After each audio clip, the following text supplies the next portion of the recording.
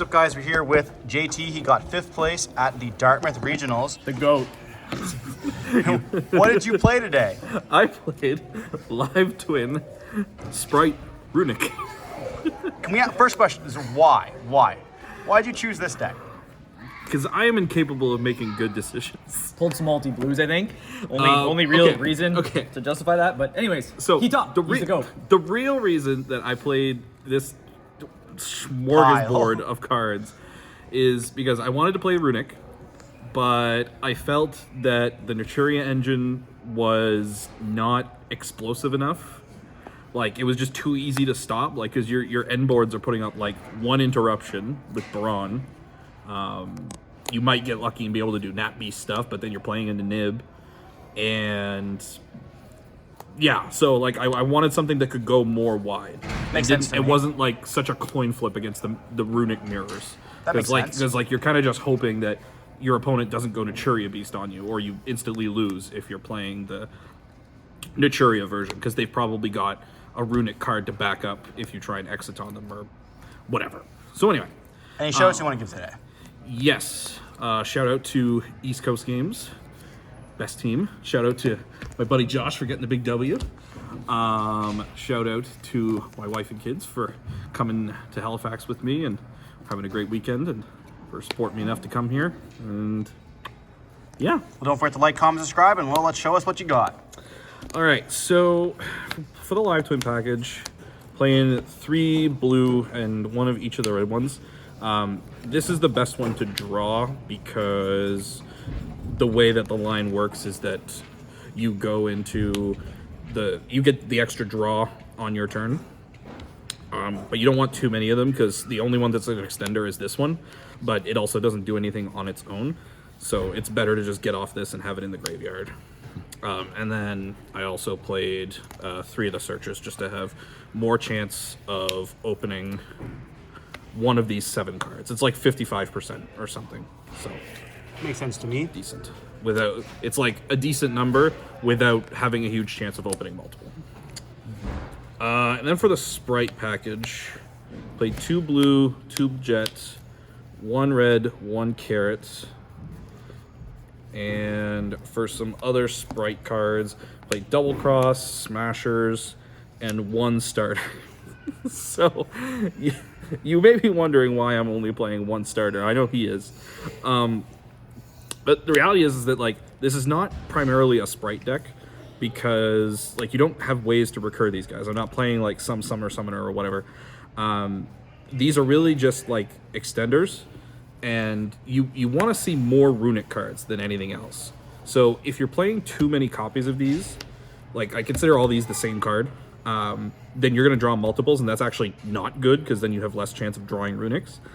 So went with 5 to have a good chance of opening one without opening multiples, and these are just extenders to get off of them. Like if you do the standard line, which is just opening this or this plus a runick card, you get to this stuff anyway. Understandable. Double Cross is still a crazy card. I love that card myself. Yeah, this card was pretty good. Taking stuff, it's a nice form of interruption that there's really not a whole lot of way to play around, so I like that. And then these, of course, to stop evenly cosmics on the runick spell, and then just good generic negation. The one thing I'll say about this stuff too is that I do play Sprind, but I don't play any of the nimble stuff, just because Sprind allows you to do the live twin combo. And then for going second cards, I just played 3 Nib and 3 Dark Ruler, so I was kind of back and forth because this deck doesn't really have a lot of room for non-engine. So the non-engine that you do play has to be like crazy impactful, but you also have to be able to draw it off of runick combos and be able to use it for something. So like Nib was the #1 candidate for a hand trap, and then Dark Ruler was just the best card to be able to break boards with, because you can go Dark Ruler to negate their board, summon one of the live twins. How do you really go through Dark? Like, I feel like Dark Ruler and the whatever they're called, the runick cards, like not counteract, but like you don't have a battle phase. So like. So exactly. So So you Dark Ruler their board, you summon this, or the other one, and have them both, wherever the other one is.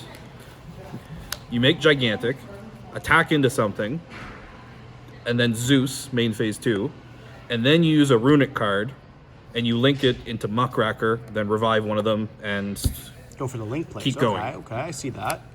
Yeah, depending. got I the mean, goo. depending on what your hand, like it depends on what your hand is, right? But at the end of the day, like this deck normally would lack a huge way to break boards, whereas this plus any one of the twin cards allows you to break boards in ways that Runick decks normally can't. So I mean, yeah, like you get Muckracker, and then you get one of these guys. You need another extender at that point, but you've got lots of them. And yeah, I chose this over like evenly or something. Because it can't be negated. Like, that's the big thing. And then for the Runick engine, pretty standard. Played 17 Runick cards total. No real complaints. Would have liked to see the Runick engine more. So maybe I need to cut down more on the Spright stuff than I already was.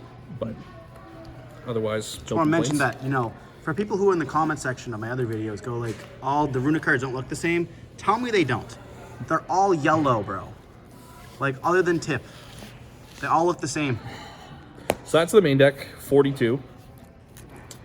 So yeah, we got Sprint. This is just to be able to access the Live Twin combo if you only draw Runicks and Sprites. This lets you get to the Live Twin stuff.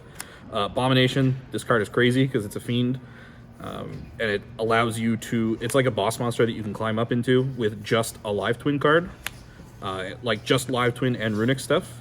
You can climb up to this and blow up 2 cards, which is really good when you don't have a battle phase. Appaloosa, you make this off IP, and it's really great to have with Slumber because you can protect it and just still negate a bunch of stuff.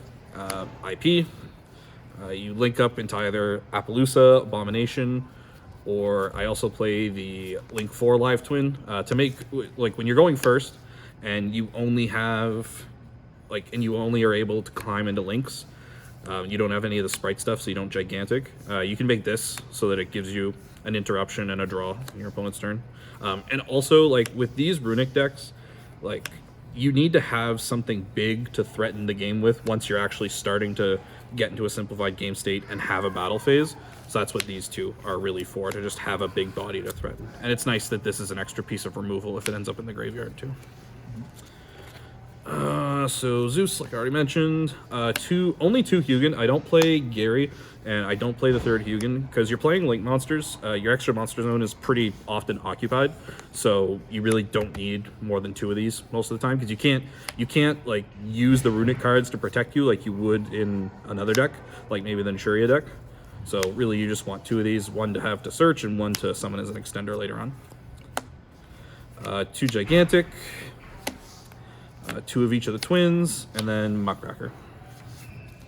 Is there any, like, what's your hardest matchup in this deck? I don't have any ideas for this deck, so, like, Cash seems huge. Full disclosure, Me, because I'm a freak. including the regionals today, I've played a total of 8 matches with this deck. So that means a total, Holy. sorry, 9. So I played 3 matches with this deck prior to today. So the hardest matchup is not having played enough games. Yeah. Yeah. Preaching.